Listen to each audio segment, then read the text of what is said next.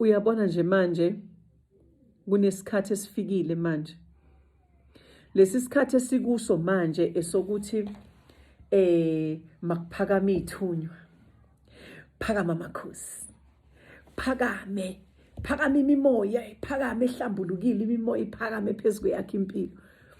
Isikhathi lesi sifikile kuphakama ithunywa ke manje.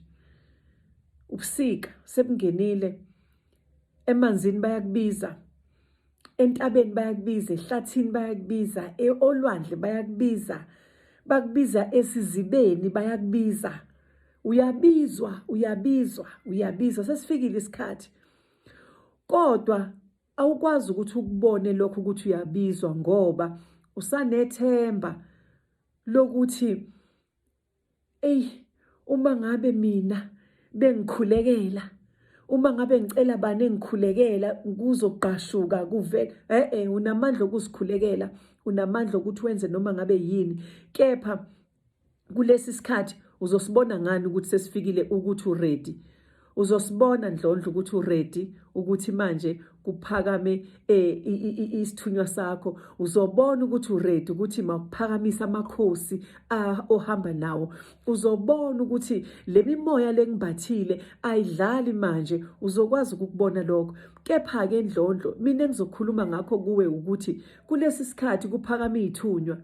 Wena ukuphi Ndlondlo nomkhuleko, ukuphi nedolo lakho, ukuphi nokuthi ubekele umama wethu, umama nomkhubulwane, umbekele indaba yakho, umnxuse ukuthi akancenge amakhosi akamenzi wonke esewonke ukuthi awasondele akulekelele, amakhosi angibathile akulekelele. Yebo bonke bayazana kakhulu, bayazana bayiphethe bayimbathile impilo yakho, kodwa ke babize phela ukuthi mabasondele ukuthi bazokulekelela, ukuthi nawe kulesi sikhathi njengoba kusebusika nje udinga ukuthi esakhe isithunywa masiphakame, udinga ukudibana manje nendlondlo yakho, udinga ukuthi indlondlo yakho uxhunyaniswe nayo, isithunywa sakho sisondele kuwe, sinamathele kuwe. Udinga leso siziba ukuthi fanele uyongena kube nezinto ezithile ozenzayo phakathi ezibeni.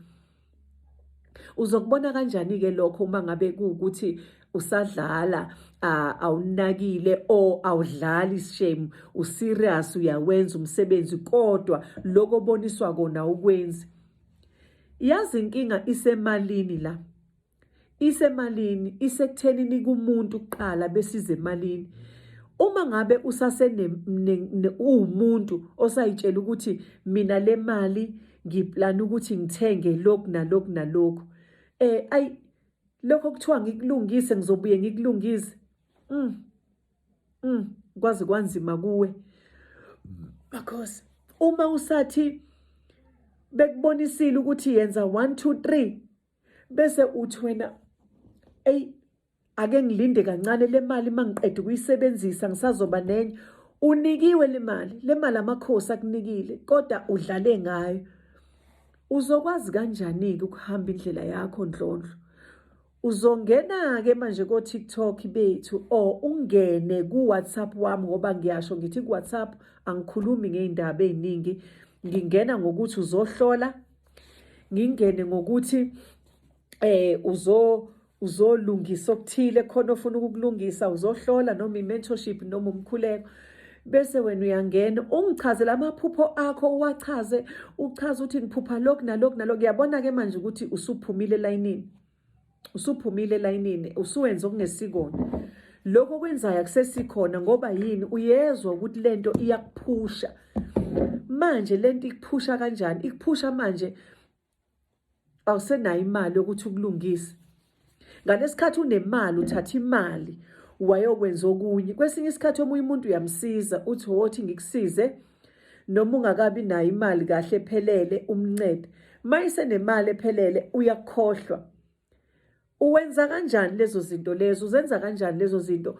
Akufanele wenze njalo. Uma unemali ucelile amakhosi ukuthi awakulekelele ufuna ukulungisa 1 2 3, thatha leyo mali uyolungisa lokho. Musu ukuthatha leyo mali uyolungisa okunye ngoba bazokuphanisha, bazoyenza ukuthi ukuzwe lokho kade ukwenzile ukuzwe.